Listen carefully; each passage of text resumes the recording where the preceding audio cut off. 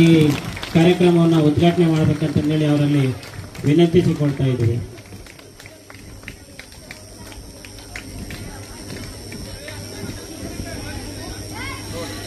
ವಿಶ್ವ ಪರಿಸರ ದಿನಾಚರಣೆಯ ಶುಭಾಶಯಗಳು. ಈಗಾಗಲೇ ನಾವು ಸುಮಾರು 53 ವರ್ಷಗಳಿಂದ ಈ ಕಾರ್ಯಕ್ರಮವನ್ನು ಪರಿಸರ ದಿನಾಚರಣೆ, ವಿಶ್ವ ಪರಿಸರ ದಿನಾಚರಣೆಯನ್ನು ನಾವು ಆಚರಣೆ ಮಾಡ್ತಾ ಬರ್ತೀವಿ.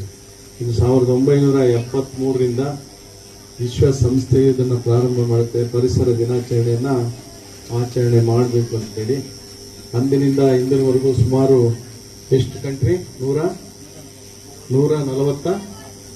ಸುಮಾರು 146 ದೇಶಗಳಲ್ಲಿ ಈ ಕಾರ್ಯಕ್ರಮ ಜೂನ್ 5ನೇ ತಾರೀಕು ನಡೀತಾ ಇದೆ. ನಮ್ಮ ತಾಲೂಕಲ್ಲಿ ನಿನ್ನೆಯಿಂದ ಇವತ್ತು ಮುಂದುವರೆದ ಭಾಗ ಇದೆ.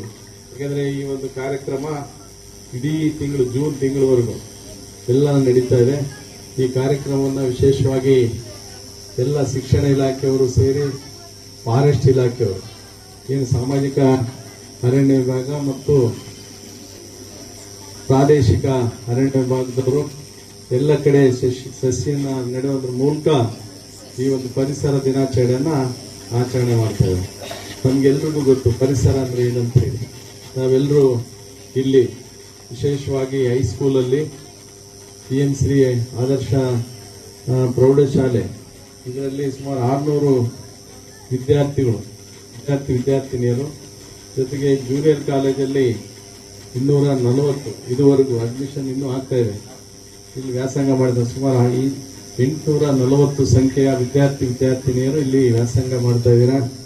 ವಿಶೇಷವಾಗಿ SLC ರಿಸಲ್ಟಲ್ಲಿ ಈಗಾಗಲೇ ನಮ್ಮ DDP ಅವರು ಹೇಳಿದಂತೆ, ನಮ್ಮ ಸುರೇಶ್ ಅವರು ಹೇಳಿದಂತೆ, ಈ ತಾಲೂಕಲ್ಲಿ ನಮ್ಮ ಚಿತ್ರದುರ್ಗ ಜಿಲ್ಲೆ 92.25% ಪಡೆದಿದೆ. ಆದರೆ ಜಿಲ್ಲಾ ಸ್ಥಾನಗಳಲ್ಲಿ ಒಂದು ಸ್ವಲ್ಪ ಕೆಳಗಿದ್ದನ್ನು ಕಳೆದ ಅದರಲ್ಲೂ 95.43 ಅಂದರೆ ಜಿಲ್ಲೆನಲ್ಲಿ ಮೊದಲನೇ ಸ್ಥಾನ, ರಾಜ್ಯದಲ್ಲಿ ಎಷ್ಟನೇ ಸ್ಥಾನ?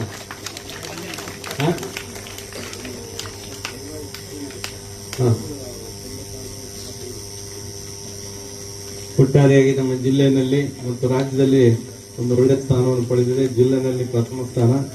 ಅದರಲ್ಲಿ ಆದರ್ಶ ಶಾಲೆ ಪ್ರತಿ ವರ್ಷದಂತೆ 100ಕ್ಕೆ 100 ವಿದ್ಯಾರ್ಥಿನಿಯರು ಇಲ್ಲಿ ತೇರ್ಗಡೆಯಾಗಿದ್ದಾರೆ. ಹಾಗಾಗಿ ತಮಗೆ ಅಭಿನಂದನೆಗಳು. ಸೇರಿದಾರ PUCಗೆ, ಜೂನಿಯರ್ ಕಾಲೇಜ್ಗೆ ಇಲ್ಲಿ ಓದಿರೋ ಎಷ್ಟು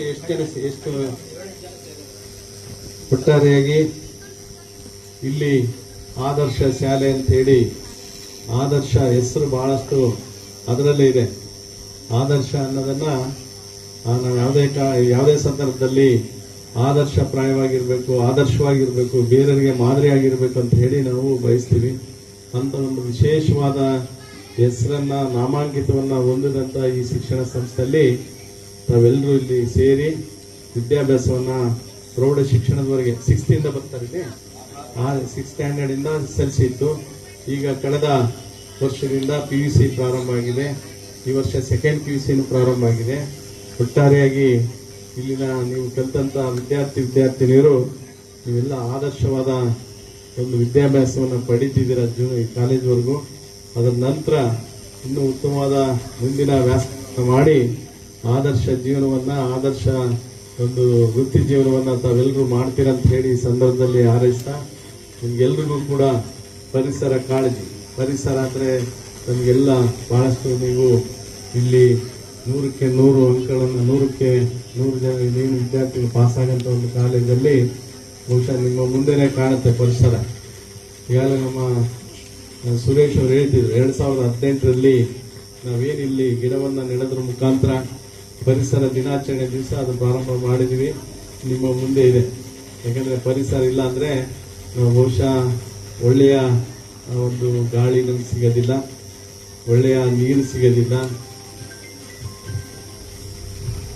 ತಾವೆಲ್ಲರೂ ಆ ಪರಿಸರವನ್ನ ಬಗ್ಗೆ ಜಾಗೃತಿ ಮೂಡಿಸಬೇಕು, ಪರಿಸರವನ್ನ ನಾವೆಲ್ಲ ಸಪೋರ್ಟ್ ಮಾಡಬೇಕು.